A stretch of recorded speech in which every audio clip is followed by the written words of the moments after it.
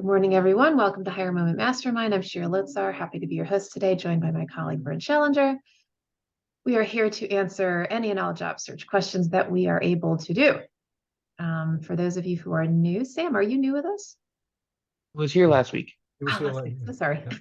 Apologies. Good to see you again. We are here.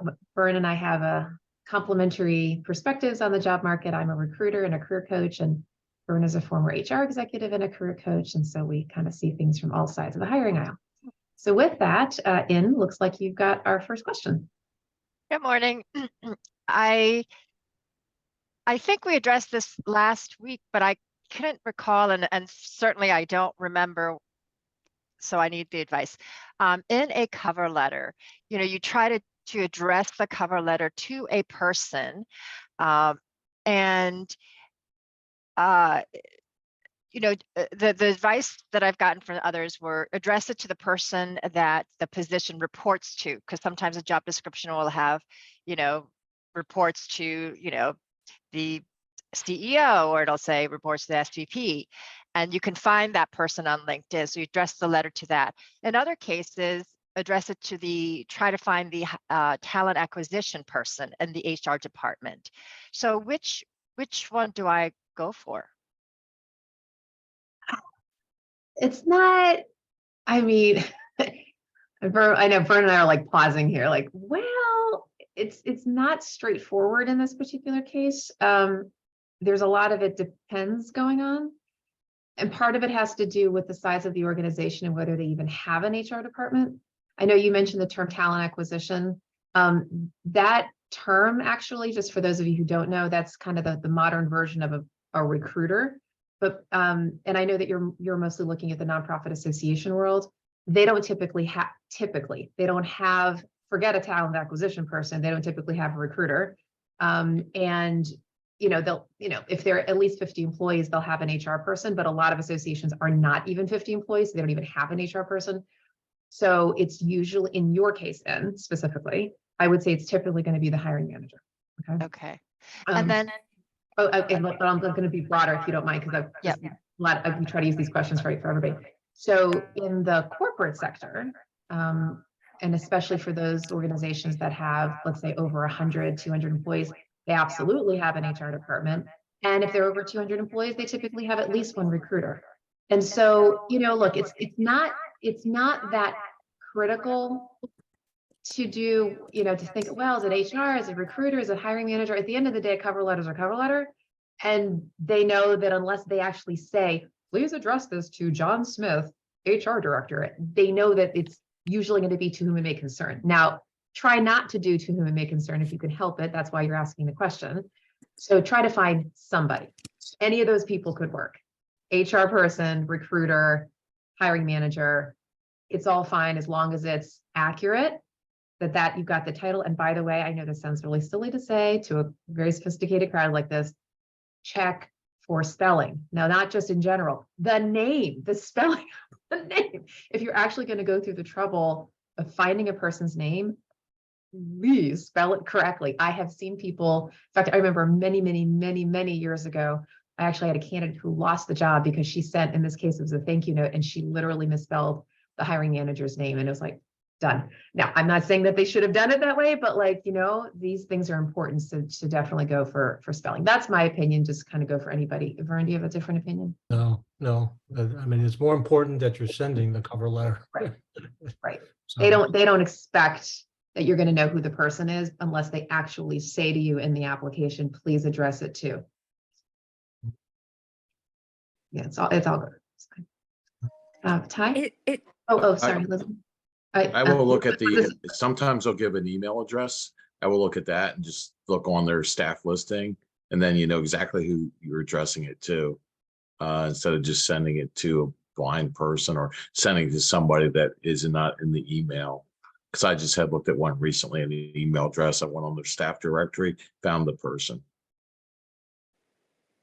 Got it. By the way, are people still here? I apologize, Vern. Are people still hearing an echo? I saw that in the chat. Is everything fine now? Yeah. You're okay? We're okay. Good. Vern, did you have a no, I was okay. going to address the echo. Okay. Elizabeth? Is it to your advantage to research the name of the likely person? I tend to go that extra step. It's a Just nice to touch. personalize. It's like frosting on the cake or sprinkles. I mean, it's, people like, oh, that's very nice. They took the extra time to find the name. Yeah. Yeah. It's a nice thing. It's not a must have, but it's nice. Mm. And In a LinkedIn post, it'll also give you a little box that says, meet the hiring manager, and it calls out the person, who, and sometimes it'll give you an option like meet the hiring team, message them, like, do people message them? the hiring manager? Yeah, like in a, or it'll say, and maybe this is a LinkedIn premium feature, which I have the career, it'll have the job posting, and then right before, right under it goes in the description of the job, it says, meet the hiring team, and it'll call out a name of person who probably works at that company. And I've And never, then you're asking whether you should actually message that person. yeah, So, Vern, I'll give my opinion. I'll give your opinion. While in the rest of your job search, before there's an actual live opening, it is absolutely appropriate to go network with executives and leaders. And once it's a live posting and you are an active candidate, it can be a little bit stalker-ish, a little bit uncouth to actually, and it can be a little potentially pressuring of the hiring manager if you reach out. Because imagine if you're the hiring manager. I don't know if I think you've been hiring manager, and imagine all these candidates messaging you. It can be a little bit like, right? There is this sort of unwritten rule that there should be a little bit of a guardrail around, right, the hiring manager, so that they receive applications, they go through HR or not go through HR, but everything's sort of like properly apply. I just wouldn't want to put undue pressure, but that's my, lens on all of that. Recruiters are a little different, or third-party recruiters like myself, that's okay. But a hiring manager, typically you just go through the normal process. Vern, do you have a different opinion on that? No, not really. I mean, one word that a hiring manager might use is stalking. Yeah. This Right. candidate is stalking me, okay? Right. And Right.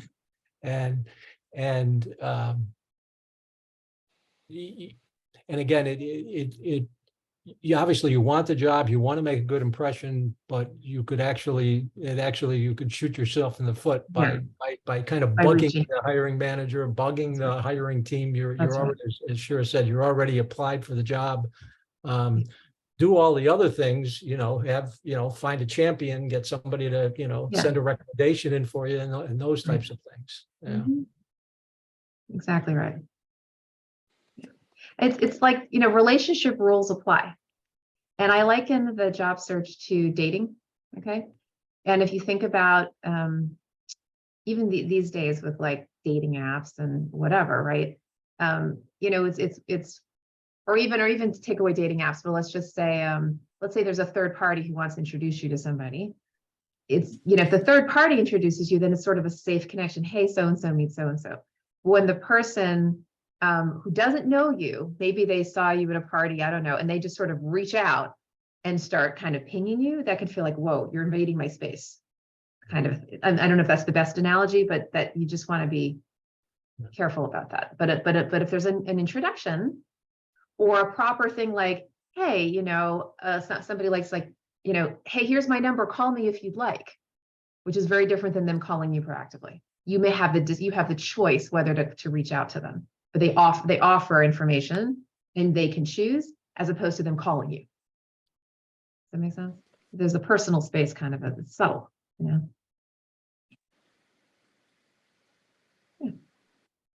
Any other thoughts around this topic? Or anybody want to switch to another topic?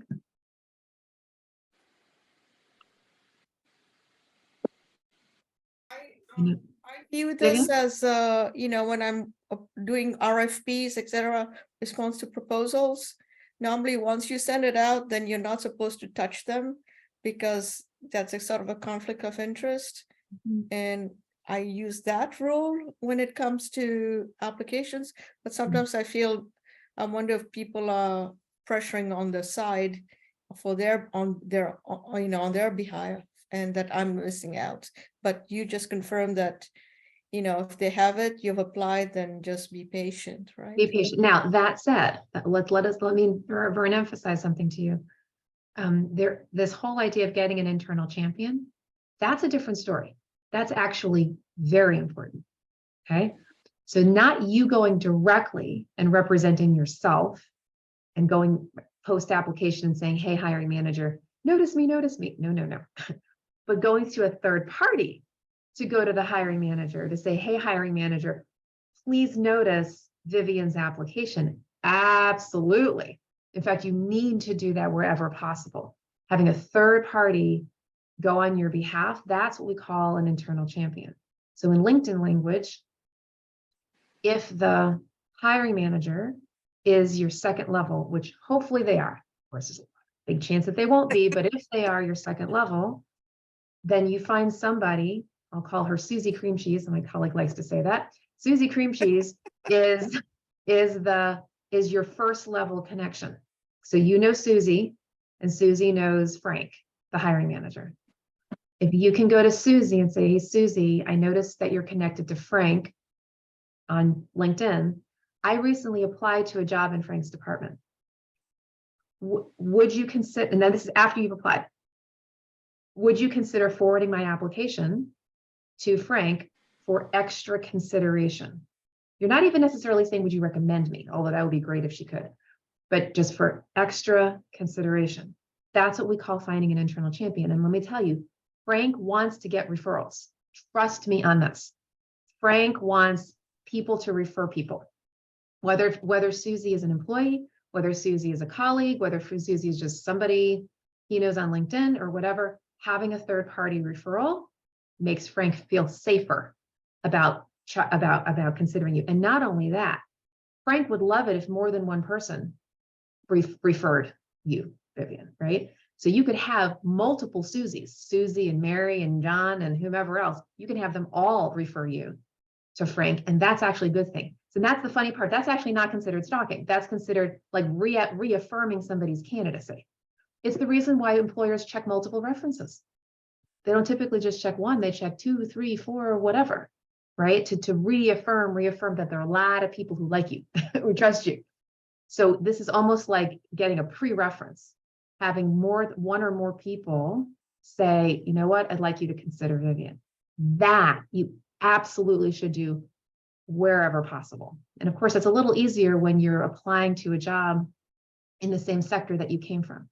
So Vivian, I know you're in the association world, so is Ver. There's several people here, right? Ty, Paul, actually most of you. Today, it looks like most of us some sort of association background. That's a community, right? There are lots of communities out there. The commercial real estate community and the healthcare community and whatever, right? Government contractor. There are communities out there. And when you come from that community, chances are you know some folks in that community. So you hopefully will have more than one person who can help you out. Maybe not, but if you can, I would recommend it. Vern, other thoughts on that? I'll just tag on to what Shira said, and you've heard Shira say, a number of times employers try to minimize the risk. So let me put myself back in my HR position. Okay, so I'm in HR and I'm recruiting for a company. And if I'm interviewing you and the first time that I've met you is in the interview and nobody's recommending you, and we have this interview and I interview 3 or 4 people like that, I'll form my impressions about those 3 or 4 people. But if a 5th candidate comes in, and as Shira's pointed out, 2 or 3 of people that I know and I trust, and they're telling me that this person's really good, Yes. then that's going to certainly start to lean me towards, That's wow, right. these other people sound good, but this 5th person, all of these people who I know well and I trust that their opinions are solid, that's going to give that candidate really a kind of a leg up in that whole recruiting process. So. Exactly. Yeah. Is that helpful, Vivian? Judah? Yeah, just to clarify, you said before, or we should submit an application before we ask them to intervene. Would we want to make? It seems like we should maybe make a connection with the person, especially if First? we're an intro It's- it before is we do the inter- application. It's interesting. So let me give you two sides to that coin. All right.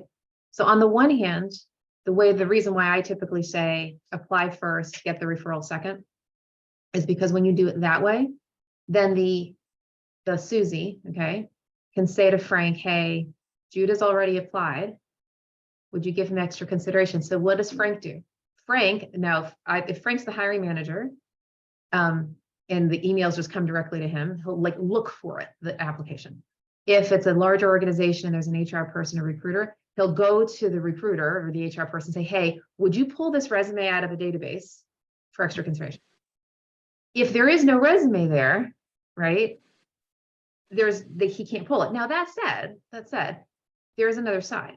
There are a lot of organizations that have an employee referral program, a bonus program, where Frank, if somebody, or let's pretend Susie now is an employee, okay? She's an employee of that organization too. She works in a different department, and she refers your candidacy to Frank. If you get hired and you stay for 6 months at least, or something like that, then Susie will get a bonus, $1,000, $1,500, something like that. So there is actually a case to be made to not apply and to allow Susie to be the one to refer you. Okay. So I'm not going to actually stand on my recommendation in terms of which way you should go. If you decide to do it that way, then the only way that Frank is going to see you is if he sees Susie's email, which hopefully he sees Susie's email, right? On top of which you're going to have to apply anyway at some point formally. So this is the just kind of check the box. So if you really want, what you can do to go figure out the employee referral thing is you could write to Susie if Susie is an employee. Now, if she's not an employee, this is irrelevant. But if she is an employee, you could go to her first and say, look, I'm not sure if XYZ, if Acme organization has an employee referral bonus program. If they do, would you mind referring me for the job so you can get the credit for it, right? If they don't, then it doesn't really matter either which. Does that make sense? So there really are sort of kind of have to weigh it. There's two sides. That's great. I mean, good distinction. Those are a specific use case with a bonus program. I see Ty's hand up, but just to finish, my concern about submitting my application before I get in touch with my inside contact is that they might delete my, I might not make it through, or it might get deleted. What are your thoughts on that? Say that one more time. I'm not sure. Yeah, I was wondering if I submit the application and say and they don't, accept me, or they, reject me, or whatever it is, before my friend gets a chance to intervene. Because typically what happens is if they reject your resume, right, before Susie gets to them, once Susie actually says, hey, would you consider Judah? They will typically reconsider your candidacy. Okay, so they won't delete it. They'll sort of just have it in. No, once it's in there. In fact, legally, they're supposed to actually hold on to resumes for quite some time. Okay. Yeah, they're not just gonna it's gone. So, and even if it were, which it wouldn't be, but even if it were, Susie's resending your application. Yeah, just resend it. Yeah. Yeah. Okay. Excellent. Thank you. Mm-hmm. Hi. I had an instance where my resume was rejected by HR, got the email back. I was on a call and the person said, no, that position's not filled. Send me your resume. I did end up interviewing twice, but I didn't get the job. But the point is that job wasn't filled, even though the HR had sent back, sorry, thanks for your resume. There's always a reconsideration. There can be.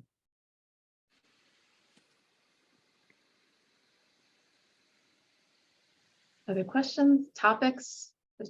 In? I just did for the first time, the easy apply on LinkedIn. I think this organization is very small. They don't even have any, so they're using, it seems like, LinkedIn easy apply to just get the application in. And so I went through that process and I saw that there's a way that, you know, it asks upload your resume. And I did that. And then I was anticipating like another button that says maybe upload your cover letter or something like that. It didn't appear. So it was just the cover letter. The resume. Can I just stop you right there? This is so Yeah. interesting. Just yesterday, I'm so glad you just said this. Just yesterday, I have a client, I placed somebody at an organization and he applied through a LinkedIn job post that I had posted. And I've noticed that I'm going to say never, and I think this is probably accurate for me to say never, that when I post a job on LinkedIn, I don't get cover letters, even though I ask for one. So are you suggesting that there is no, because this is my suspicion, that there is no button on your side, on the candidate side, to upload a cover letter? No, That's it been was my just, experience too. yeah, it was just the resume. And so then after the fact, I was thinking, oh, shoot, maybe in that one upload, I should have combined the two together, the cover letter and the resume together. That's what I said to the employer, because she asked me, did the person actually send a cover letter? And I said, well, I don't get them. I said, but the only way that they could do that is if they put the cover letter in the resume and then have one line Right. PDF. Right. That would And so be- I was yeah. not expecting, you know, when it says next or whatever the next button was, I was expecting another upload your cover letter, and there was none. And it was already like done, like, oh, well, I guess I know now, like, That's what it is. be We don't- prepared. Yeah. Yeah. So I always wonder that when I post on LinkedIn, I'm like, why Yeah. don't I get these cover letters? Now I know why. And maybe nobody's ever said this to LinkedIn, like you should have a button for cover letters. Maybe Yeah, all of or- us need to go right to LinkedIn. Yeah. And Yeah. ask them to do that. Elizabeth? How imperative is the cover letter? All right. So I'm going to give you my little 2-line speech. Okay. And I'm going to say the same sentence twice, but with a different emphasis. Ready? So I get this question a lot. Sentence number 1. Cover letters are only read 2% of the time. Sentence number 2. Cover letters are read 2% of the time. So because they are read 2% of the time, if you're going to write one, write it well. Okay. Because you never know who the 2%ers are. So do it, but don't expect it to be read. But on the off chance that it is read, it needs to be done really, really well. And when I say really well, I don't mean generically. I don't mean like, oh, you know, like something that you would just cut and paste to anybody. No. Thoughtfulness around, you know, a paragraph around why you are interested in the role. Maybe it's the mission itself or the role itself. Paragraph generically around, you know, how you can overall contribute to the role. But then at the bottom, you can do one of two things. Either you can do a table. In fact, I know Ty does this. Either you can do a table and the one column says your qualification, your requirements, and the other table says my qualifications. Okay. Takes a little time to do that because you have to sort of like, you know, take their little, you know, phrases, and then you give your qualifications. Or the way that I typically do it, I mean, either way is fine. The way that I typically do it is say something like, you know, following following our key qualifications that that align with your job announcement. And then I just have, in fact, let me just pull it up. Rather than verbally doing this, give me a minute here. Basically, we're going to have bullets and they're going to be labeled. Sorry for the delay here. All right, here we go. Here we go. Okay, so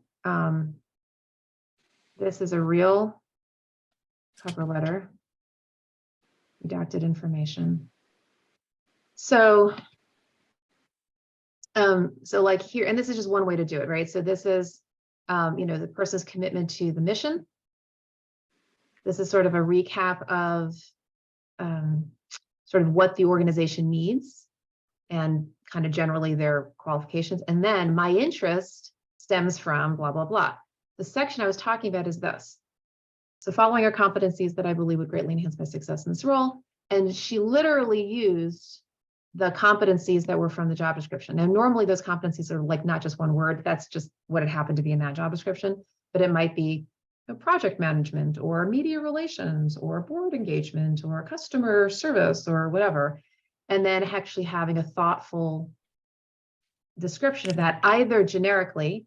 So what she wrote was, in general, I use a data-driven approach to advanced decision-making. In general, I use a cross-cultural lens to communicate respectfully, right? Or you could actually give specific accomplishments. And what you could do is take bullets from your resume, because in your resume, you don't write in first person, right? You'll say developed or designed or spearheaded. But in the cover letter, you should use first person. I designed, I spearheaded. You could just rephrase the language a little bit and give that actual accomplishment. So it will be, board engagement. I led, my board through a strategic planning process, which resulted in da da da da da. Okay, and then just wrap it up. Okay, so very straightforward. Your interest, overall qualifications, specific qualifications, and then sincerely. Thank you. Yeah, you're welcome. Let me just add to what Shira said about cover letters.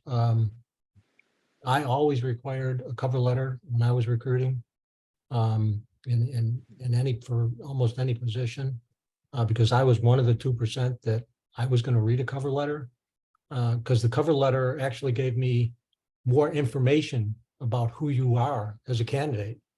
So that helped my decision making. Now, as Shira said, most people, or recruiters don't have the time, don't want to, aren't interested in cover letters. But as a candidate, you don't know which 2% is going to read the letters. So you're better off just sending the cover letter. If it doesn't get read, it doesn't get read. There's nothing you can do about that. But the fact of the matter is, it will get read by some people, and that might just be the tipping point, or it's one more way for you to present yourself to the employer. And not only that, and not for nothing, I do want to emphasize one thing here. Every employer belongs to an industry mission or sector. Everyone, right? They're part of something, whether it's a nonprofit, for-profit, whatever. Where possible, they really usually, rare exceptions, this is not the case. Usually, they like people who either come from that industry mission or sector, what I call a community, or at least have a strong interest in, particularly in the nonprofit world. If you can emphasize that in the opening paragraph of your cover letter, you'll be doing yourself a service. I remember many years ago, I used to do searches for the Nuclear Energy Institute. Okay, so that's the trade association whose members are nuclear power plants. You can imagine, right? Pretty controversial kind of a sector. And I would do like communication searches for the media relations, this and that. And I will tell you, the people who wrote a cover letter that talked about their interest in nuclear energy, why, this, that, whatever, caught my attention, because they really got it and they cared about it and they were mission aligned. And especially for a group like that, you really need somebody who's mission aligned. It mattered to me. And I'm bringing that up because it was just notable at the time, because it was such a unique, kind of an issue. I would really encourage you, particularly for mission-driven organizations, my nonprofits, but in general, if there's any alignment with their mission, please highlight it. But besides which, it shows that you took the time to write a thoughtfully crafted cover letter. Like you actually cared about this mission and this organization and this role, rather than just generically sending, the same cover letter to everybody and throwing spaghetti against a wall. Like they want to know, right, that you're interested in them. Well, again, like dating, okay? The person wants to know you have a real interest in it. Seriously, it's emotional, because remember, these are people who are hiring you. Organizations are not inanimate objects. They're real people. And they want to know, do you want to work here and why? Okay, so that opening paragraph can be important. And also in the opening section of your interview, same thing. Any connection you can make to mission is very helpful. Okay, so Elizabeth, is this because I'm looking at Paula and Ty. Paula and Ty, are your questions related to this, or are they different? No, it's related to the cover letter. Yes, Yeah. let me let Paula go, and then Elizabeth we'll get to you. Paula? So with that particular, I've seen cover letters with the table. And how do you keep from, that by inserting the table, that your cover letter is too long. Because the cover letter should only be at least 1 page, correct? That's a great point. So you're right. Generally speaking, it should be 1 page. I will say that in my mind, Vern, tell me if you feel differently. When I see a table, I kind of subliminally understand it's going to be probably more than 1 page because there's more text, right? So if it goes to 1.5 pages, I'm not going to screen it out. It's like, okay, fine. Like the person took time to be thoughtful and that text box, that table just sort of took up more space. I don't have any issue with that, Vern. Yeah, although the one thing I would say on the table is again, look at the 3 or 4 key, Right. responsibilities. Right. I mean, you've seen job descriptions and, there's 15 bullet points. You could have a table of 15 different things, right? Well, that's overkill, right? So what are the key skills? What are the 3 or 4 and create your table, maybe 5, create your table around that. So it doesn't take up so much room. And in fact, to double up on what Vern is saying, those 3 or 4, right, can actually be found typically in the first 3 to 4 bullets of the qualification section. Now, what's important when you look at qualifications, this is, I mean, I gotta really sit here for a second. I need everybody to listen up to this, okay? Employers, when they are looking at your resume and your cover letter, generally speaking, they are focused on your hard skills, not your soft skills. Your hard skills are your functional skills, are the functional competencies, the board relations, the project management, the customer service, the report writing, all those things. In the cover letter and the resume, they are not typically looking for the soft skills, your analytical, team player, great with conflict, all those kinds of things. Those are important skills and they probably are going to be in the job description, but they're typically going to vet you in the interview for your soft skills. But the thing that gets you in the door, other than a referral, are your hard skills. Oh, and also industry experience if they ask for that. So when you are looking at those first 3 to 4 bullets in the qualification section, which usually are hard skills / industry oriented, focus there, not on the like bullets 5, 6, 7, 8, 9, where it's like, we want a team player and great communication skills and blah, blah, blah. All that's important, but don't fixate on that, because guess what? Most candidates are going to say, I'm a team player and I'm analytical and I'm organized, and that's almost table stakes. But the hard skills, the thing that's going to minimize their risk is, can you do the job with a minimal learning curve, period? Do you understand our industry, mission, or sector such that you're going to understand the problems that we're facing, the kind of constituents that we work with, the air that we breathe, right? The way we do things. So imagine somebody who's going from a law firm in that kind of environment into an environmental nonprofit. Probably a pretty different culture, right? Very different kinds of business challenges, constituent challenges, right? Maybe even different personality, right? Because who's going to work at a law firm versus who's going to work in an environmental nonprofit? You see? So employers get that. And I'm not saying they never hire cross-sectorally. Some people do, but usually they want to say, okay, do you understand us? So that's why that industry experience is important. But again, hard skills. And when you are looking at a job announcement, try your very best. When you're vetting it for yourself to say, am I qualified? Try to stay away from the soft skills at the moment. Just say, can I do the job that they've asked me to do? Do I have the qualifications? Do I have the industry, mission, or sector? If you've got those things, or at least 80% of those things, go for it. But if you're just focusing on the soft skill stuff, you might be mismatching yourself to the job, because you're psychologically, you're like, oh, I could do that. I'm a team player. I'm analytical. I'm this and this and that. But that's not what they're focusing on with the resume. They will, but once you have the hard skills and hopefully the sectoral experience, then in the interview, okay, now are you a good culture fit? Are we going to like working with you? Are you going to work well with our constituents? Are you going to be a team player? Get it? Are you going to be a great leader, for this team of 5? And does that make sense? First, hard skills and industry. Then if you check those boxes, then they'll look at the soft stuff. Vern, Yeah. do you have any other thoughts on that? Well, I'm gonna again tag on to that. Put yourself in the shoes of the recruiter, and as a recruiter, if I'm reading your resume and I'm reading your accomplishment stories and your the hard skills, and you've got, examples that demonstrate you really do have these hard skills, I can put my arms around that. I can believe that you're being truthful, okay? And I can say, okay, this person has the hard skills.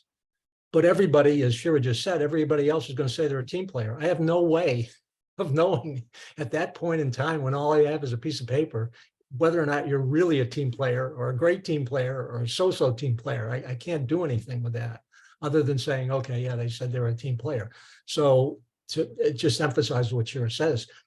The recruiting side of this whole process, they're looking at those hard skills and saying, does this person have those skills and experience and the community, whatever. Those are the people that will typically get the interview. In fact, an interesting way to do this, if you've never been a hiring manager, and of course, if you have been, hopefully this relates, but if you've never been a hiring manager, chances are sometime in your life you have hired a vendor, right? Haven't you hired a plumber, a dentist, a hairdresser, anybody? And what typically happens, right? What are you first looking for? Can the person fix my faucet? Can the person clean my teeth? Are they qualified? That's your first cut, right? If you're looking for a dentist, you're not going to go and try to look for an electrician. You want somebody who's a dentist. I mean, it sounds obvious and silly for me to almost say this, but I want you to really think of it that way. Your first quals are, can they service my needs? Now then, okay. Hey neighbors, of all the electricians here, who's got a good one? What does that mean? They've got good customer service, good follow through, blah. But your first cut are the hard skills. Can they do the job competently? Then how are they going to treat me? How are their pricing? How is their whatever? Does that make sense? So think of it that way, because it's the same thing. You're hiring a vendor, they're hiring you. You're both everybody's doing a service for somebody else. First, can you do it? Then how do you do it? Ty? Regards to cover letters, when addressing the person, can you address them by first name if you do not know how they identify? The hiring manager or the HR person, whoever. What is appropriate in today's environment? That's a great question. I didn't even think about the identification because it used to be just Mr. Ms. and that's that. Boy. That's a very 2023 question, I must say. I'm gonna go out on a limb here and I'm gonna say go for first name. I'm just gonna go jump in the deep end of the ocean here. I think it's okay. And especially because we're actually in a very informal, a more informal culture these days anyway. This is not 1952, right? Where everything was Mr. Ms. Anyway, it's just ma'am and sir, and we're just not there.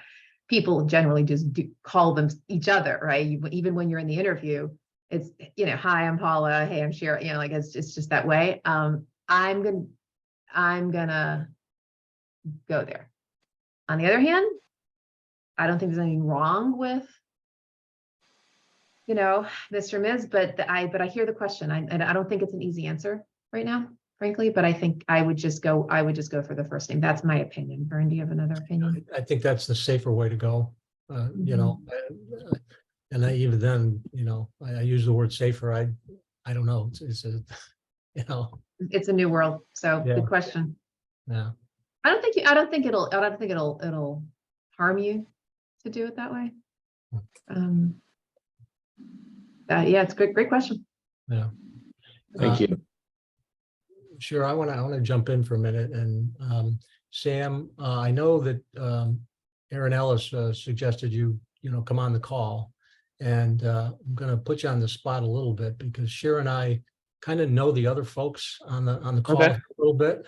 We know a little bit about their background, what they're looking for, and if you just share a little bit about what field you're in, what you're looking for, that might help Shira and I and the rest of the group possibly help you in the job search. Yeah, thank you very much. So I spent the last 14 years at a company that makes all the little trucks that you see running around the airport when you fly. So industrial manufacturing, worked my way up to COO, and then got hit by a reorganization a few weeks ago, and I'm currently unemployed. And so I am, I consider myself a pretty skilled operations manager at a smaller mid-sized company. And so for me, that's my starting point for my new job search, trying to find a role like that I would be a good fit for just from background and experience. But, this is also, I'm viewing this as kind of an opportunity to find out what's out there and figure out what I want to be when I grow up. So, there are a lot of small and mid-sized companies in the Connecticut area where I am that, if you're patient, eventually find a position with.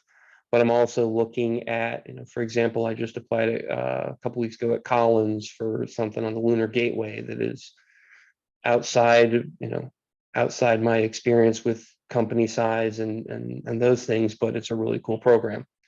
So I'm looking to see what's out there and see what I want to do. But I haven't applied for a job in 14 years. Yeah. So I'm a little out of practice.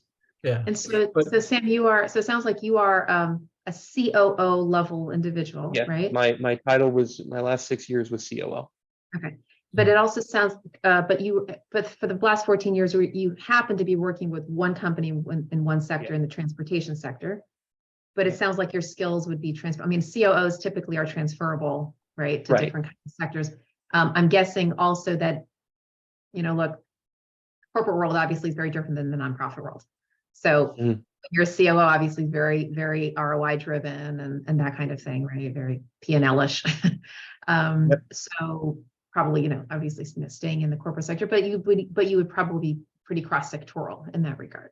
Yeah, and if I found something in nonprofit that would be interesting, absolutely. I mean, I enjoy service. I'm actually a volunteer firefighter and EMT for my town. And so if I can find something in nonprofit where I'm a good fit for it, and not to be crass, where I can make the kind of money I make in the corporate world, then I would absolutely enjoy doing that. Good to know. Well, Fern, thanks for prompting Sam to talk about himself, because we do this every once in a while. We'll go around the Zoom room and do a little bit of networking. So this is probably a good a time as any to do that for everybody to share, right?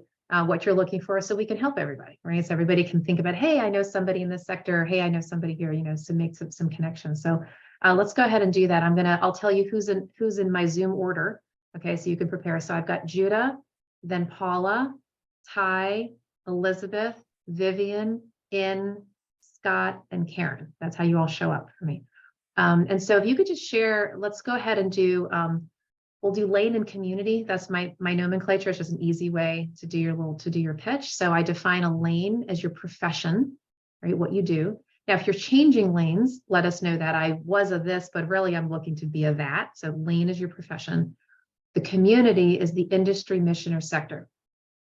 All right, so I'm an accountant in the nonprofit sector, right? Or I was an accountant, but now I'm focusing on operations and I want to be in the X sector. Now, if you don't have a sector, like Sam isn't committed to a sector, he happened to be in one, but he's not committed to staying there. That's okay. You don't have to talk about your sector or your community. You can just tell us about your profession. And if there's a good lead, meaning a good lead for you, meaning a type of organization, even the name of an organization. In fact, we did this once where Judah and who was it? I'm so sorry. Who was the other? Nathan, maybe? Nathan. Yeah, Judah and Nathan. We did this round robin, and both of them said Booz Allen. And it happens to be that I now know as an SVP over at Booz Allen and made a connection, and both Judah and Nathan had informational interviews with him, right? So, but that's just because they mentioned the name of the company. So if there's specific companies that not a laundry list, okay, but maybe one or two that you're specifically targeting, it might be that somebody on this call, has a connection. Okay, so Judah, why don't you start? Hi, everybody. Sam, welcome. I do remember you from last week. It's good to hear about you and to see everybody else today. So I am a graphics and web designer, and I support individuals and small businesses in developing their vision, business plan, marketing, and graphics. I'm looking for more ideal clients for my own business as an independent designer, which I've been for over 20 years. Also looking to join probably a mid-sized company. I'm very interested in necessarily associations in general, but a company with a mission, and a couple of companies might be something like NASA. Just saw one for the American Association for the Advancement of Science, Smithsonian, maybe companies doing some interesting work and an opportunity to do some interesting graphic design. Thanks, Jude. Yep. Paula? Good morning. My name is Paula Kennedy. I live in the DC metro area. And with all of my career, I have been in nonprofit. So I working with women and children. So 23 plus years of my career was with Girl Scouts in Colorado and Washington, DC. I left that job about 4 or 5 years ago to go back to school, get my master's in project management. I left as a regional manager, managing all of the southern part of the DC metro area, like Prince George's County. Well, if you don't live this area, like parts of Maryland, parts of Virginia. I am trying, just talking with this group, looking at association management, because I feel like there's a lot of similarities with what I did with some of the associations. So I really am looking at going towards that direction and still looking at mission-driven types of organizations. Excellent. Thank you, Paula. Thank you. Yeah. Ty? Oh, unless, Brad, did you have something to share? No. Okay. Ty? Good morning. My name's Ty Smith. I have a background in communications, worked in corporate communications for almost 14 years, pivoted to pension management, enjoy customer service. When I was doing pension management, looking for something in customer service, either associations or the government, either the county, state, or federal levels. Thanks, Ty. Elizabeth? I'm Elizabeth Stanford, and I am a reading specialist, ideally for grades K through 3.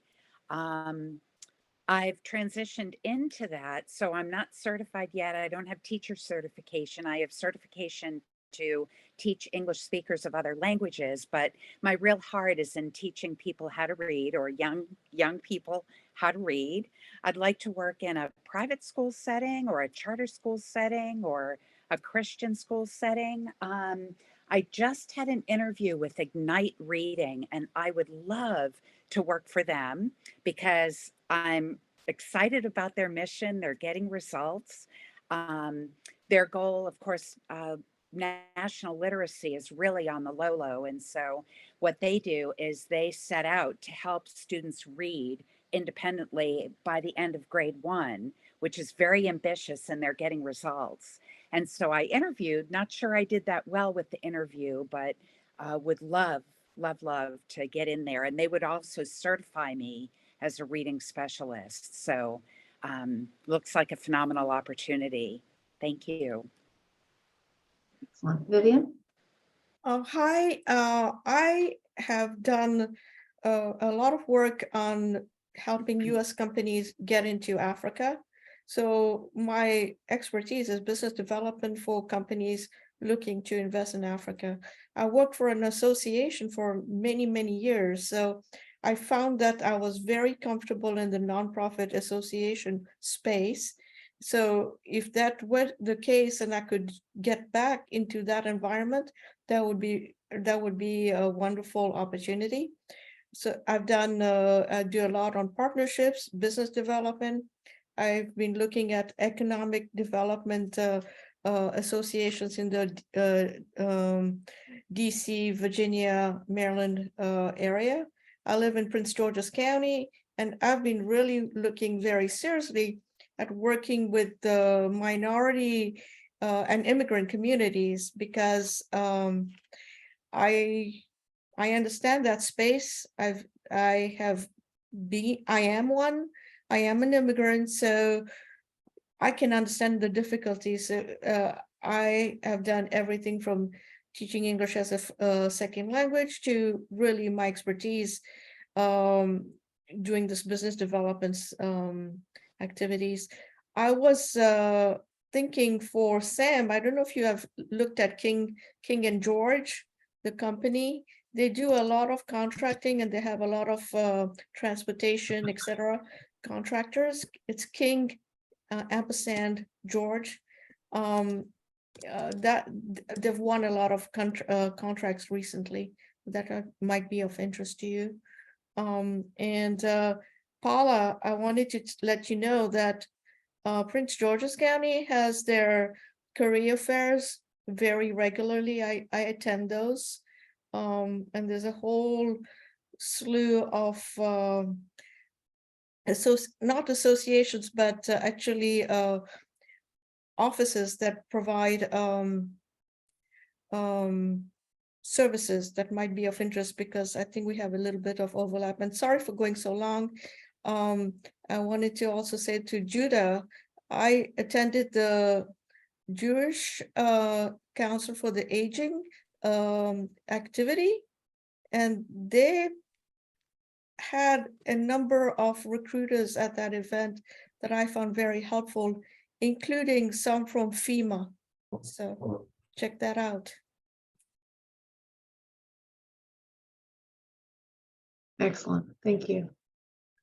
Oh, by the way, Vivian, are you also interested in still staying within the Africa sector? No, Okay. I am open to everything right now. I can transfer my skills anywhere. I feel that I'm strong on the associations and economic development entities, you know, like the Northern Virginia Economic Group. I mean,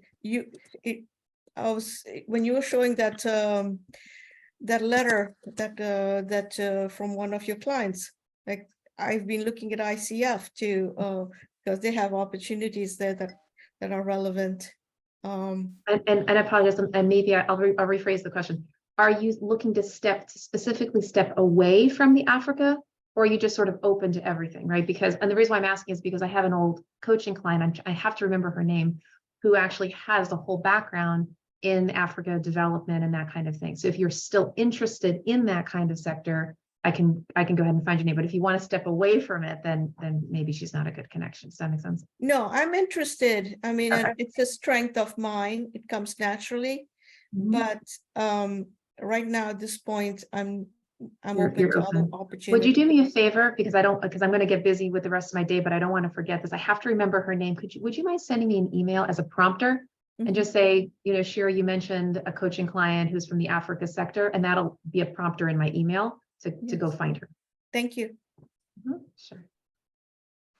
Okay. Oh, and also Paula.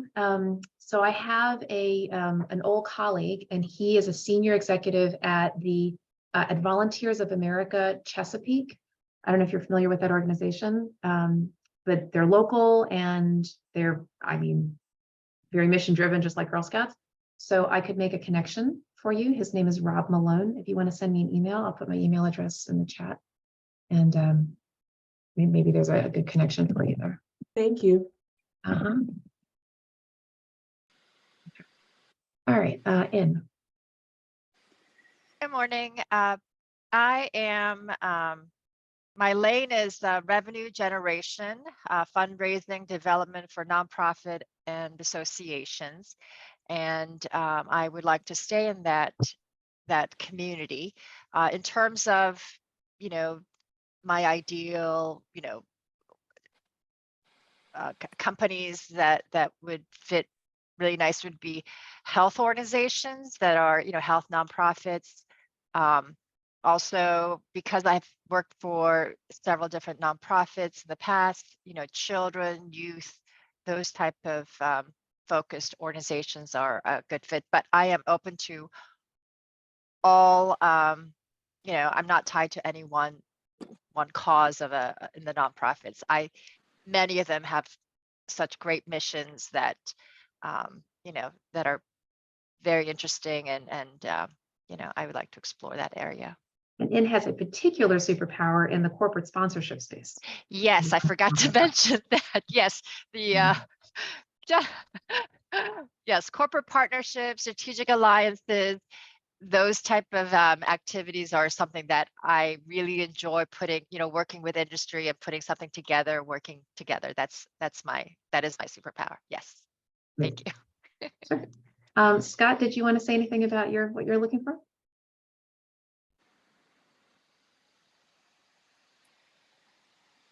I'm not sure if Scott's still with us. All right, Karen. Sure, I apologize. My camera doesn't want to work this morning. That's it. So I have a background in technology, and my most recent job was I was working as a trainer for the Maryland Board of Elections. I'm currently looking for a project manager role in the technology sector. Great, excellent. Good. Okay, I'm glad we got to do a little bit of networking today. All right, so as we're kind of rounding out the clock here, any other topics folks would like us to address? Yeah, Elizabeth. This may be too lengthy, but I must say that typically I interview very well. I love people. It's easy for me to engage and get into your space and want to help and all of those good things. This time, however, it was a one-way interview. And so I had to look into the webcam, and that right there is challenging because I want to look at the screen. I want to make that connection with another human being. I'm wondering if anybody else has had that experience. I found myself nervous and very concise, which, usually I'm not nervous because I connect well with people. But that was sort of an unnerving experience. Elizabeth, just make sure I'm clear. Are you talking about when you say look a one way? Did somebody say to you, "Hey, would you please record answers?" Or okay, I just want to make sure I'm clear because of course in Zoom that there's a whole other question around how to make eye contact, which I actually should get into. But you were specifically there's a whole thing about that. I can technically show you how to do that, but. So what you're saying is somebody said, would you please answer certain questions, record yourself, and then send it. Is that right? Yeah, that's Yes. unnerving to basically everybody. That's just kind of not a fun thing. Right? Now, if I don't know, I don't know what platform they were using. If they were was there just sort of like this portal that they had and hey, hit record and yeah. What you could do is script out your answer a little bit, right? In other words, don't just talk off the cuff, read the question, script it out. If you're able to, I don't know if you can do this with the portal, whatever portal they're using, if you can minimize the screen so you can read the document behind the portal, you can minimize it, right? And then just read your Word document. That might be that could be a way to just sort of, no, you don't want it sound scripted, right? But have some talking points at least. That could be one way to do it. If not, then you could maybe take write it out or type it out and kind of not hold it up in front of you, of course, but sort of have it, just sort of an eye contact. You could just glance down. There's different ways to do it, or just practice it enough, so that when you actually do speak it live into the camera, it's kind of fluid. You're not alone, Elizabeth. This is a modern thing that some employers are doing. It can be a little unnerving. Not you. This is just, kind of. The other thing Elizabeth, that was kind of crazy is that I was notified Saturday night that I had 5 days to get this done. And, this week has been crazy busy. But I had a document that I needed to bring into my recording. Well, I tried for a couple of days to figure that out. Finally, I was like, oh my gosh, I just don't get this. Like I tried several different ways. So I said, okay, I'm going to show I'm creative and resourceful. I don't know what they're looking for, but let me grab my whiteboard. So I got my whiteboard and I put the words on there and sounded them out and then, blended them. And I thought, at least they're able to hear that I know letter pronunciation. They can see some of my strengths, even though I'm not using the materials they wanted me to use. So we'll see where I net out. I'm going to look for some internal champions, and we'll go from there. Cool. All right, Fern. I was gonna say, so they did send you something prior to the interview. In other words, you had a document, these are the questions we're gonna ask you, or these are the questions we'd like you to know? No, the document was specifically to be uploaded for the demo lesson. So it was the material that I was presenting to the student, and then I Okay. had to utilize my skills to present that material. But because I couldn't figure out how to bring the document into the recording, I Hmm. basically transferred the document to a whiteboard and did it Yeah. that way. Yeah. So Okay. not Yeah. ideal, but Yeah. we'll Well, see. the reason I'm asking is as Shira said, this is a thing that they're doing, and there seems to be different formats for different companies and different vendors are using kind of different formats. So it's always difficult for people to go through those types of where it's certainly not as easy as a face-to-face interview with with another person. So yeah. So let's talk about Zoom for just a minute. We haven't talked about that in a long time. We used to talk about that a lot during the beginning of COVID because it was all new for us. But it's worth repeating because people are still using it and will continue to, I think, for a long time, at least for first level interviews. So before I give some tips, I actually am going to give you guys a video link. So I have periodically put this link in the chat, which has a bunch of job search videos that I've done for different groups. If you go to the bottom of this page, oops, I'm sorry, my apologies. That's the wrong link. That's my coaching link. You can ignore that if you want. No, I did the wrong link. Let me do this one. Okay, so this second one has the videos on it, and go to the very bottom of that page where it says reframing your image for video interviews. That was the very beginning of the pandemic. Myself and a couple of colleagues, we gave our some tips around Zoom. My two colleagues were talking more about, dress and this and that. I'm the third panelist, and I talked about the interviews. But anyway, let me just give some tips. So first of all, the whole eye contact thing. We may not think about this much anymore, but it's still important. Now, right now, I just want you to look at everybody here, okay? Because we're in little Zoom boxes, you can't necessarily see or notice a lot of looking off to the right or left. It's just because of the way this is with Zoom, with the Hollywood squares. However, when you are just one-to-one, all that little the eye movement stuff is noticeable. So here are some tips just for the Zoom eye contact thing. First of all, if at all possible, please use an actual laptop, right? A PC, Mac, PC, doesn't matter, but an actual laptop. Number one, not with multiple monitors.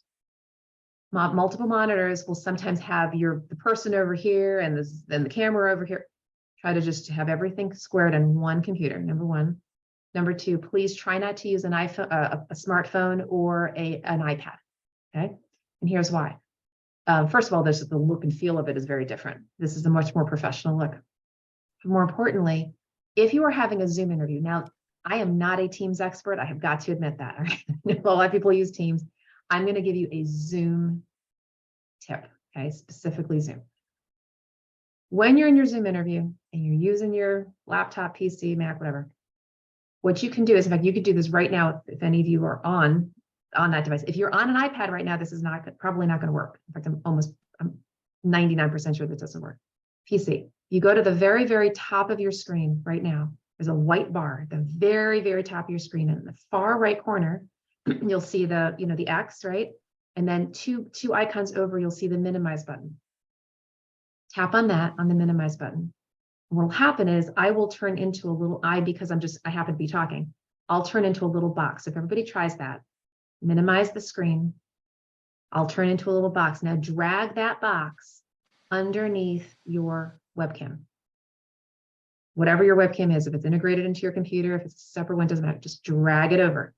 What that does is now when you're looking at, in this case, me, you're actually looking, it looks like you're looking into the webcam, which means that it's going to look like you're making eye contact with me.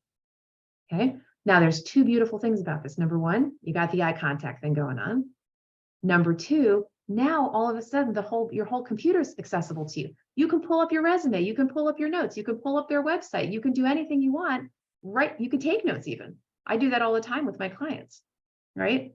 In fact, I have somebody on the call, actually more than one person on this call has worked with me, but if you know that you've worked with me, you probably have seen I look just like this, but I'm typing away. You wouldn't even know it, right? Because I minimized square, right? And then I've got my Word doc behind you. Okay. So it's a really great little tip, but the eye contact thing is important because you don't want to be looking off to the right or left. And the other thing too is in your view box, and just minimize it and that'll be due. But if you do end up not minimizing it and just look at the person, full on in your view in the upper right-hand corner, make sure that it's focused on speaker, not gallery.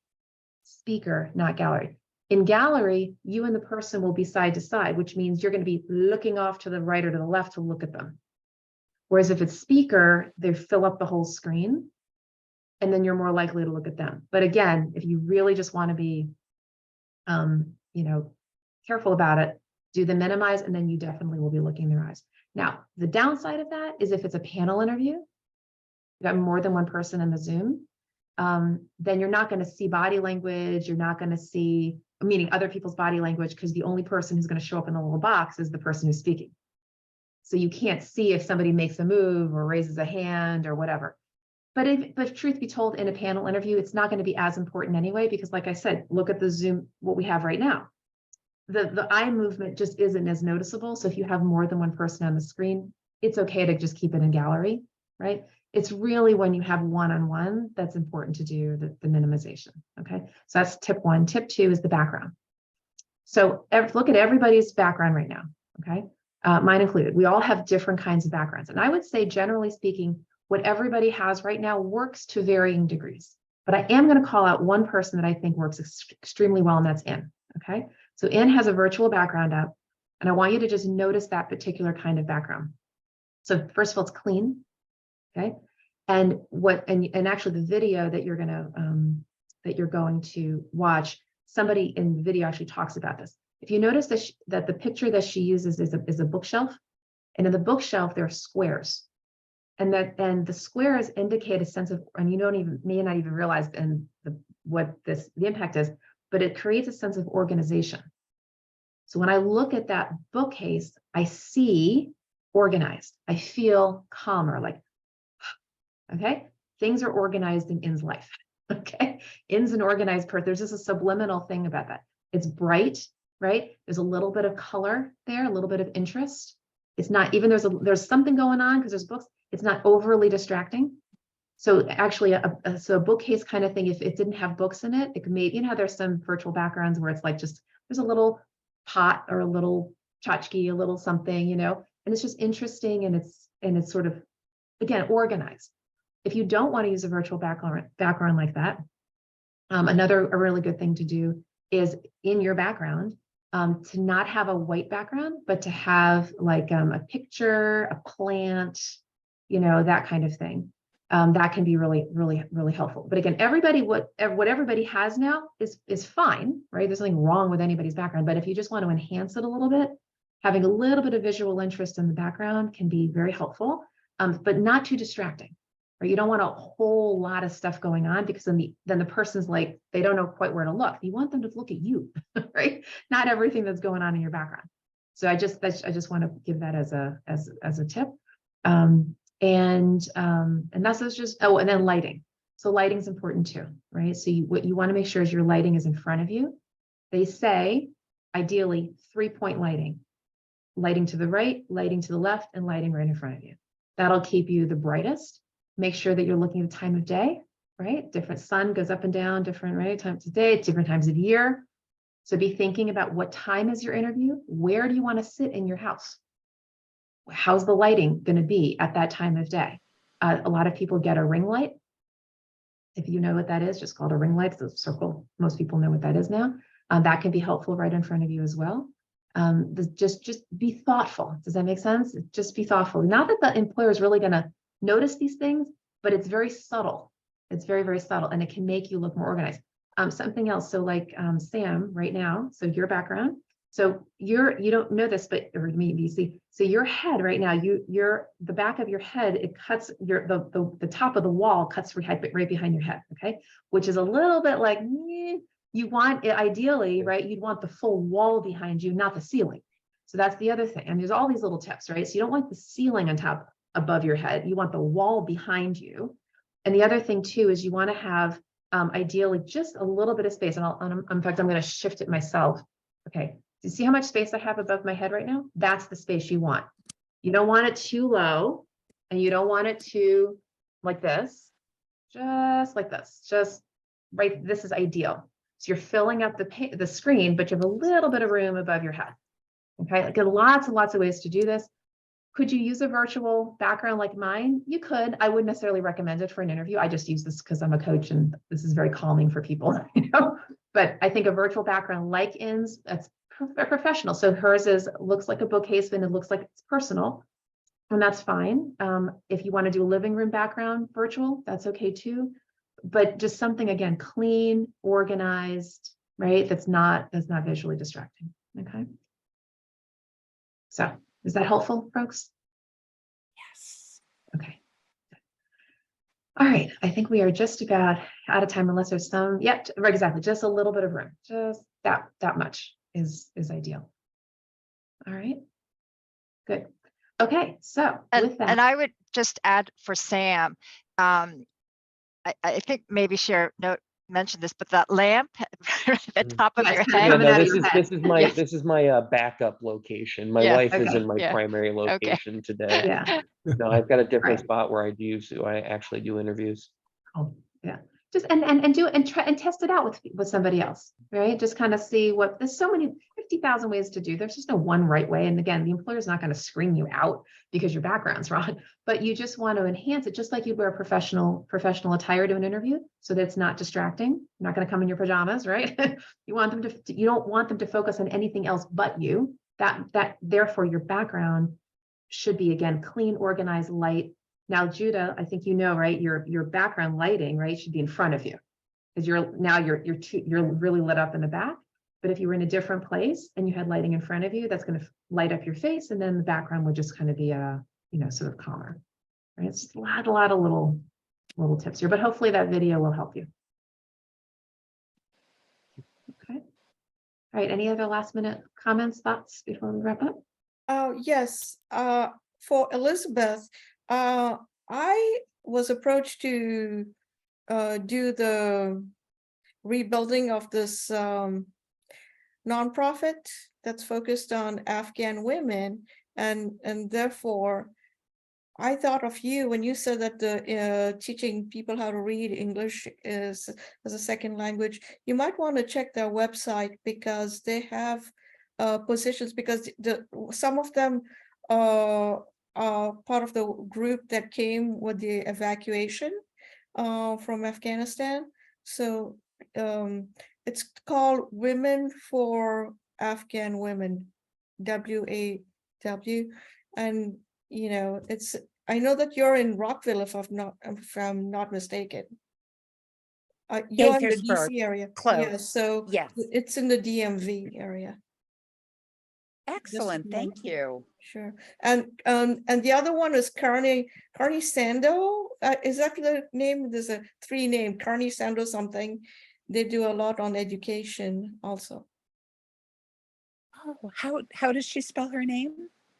No, this is a firm that places people in the education industry. Carney Sando something. You know what Okay, I'm thank talking you. about, Shira, right? I'm sorry. You're on mute, Vivian.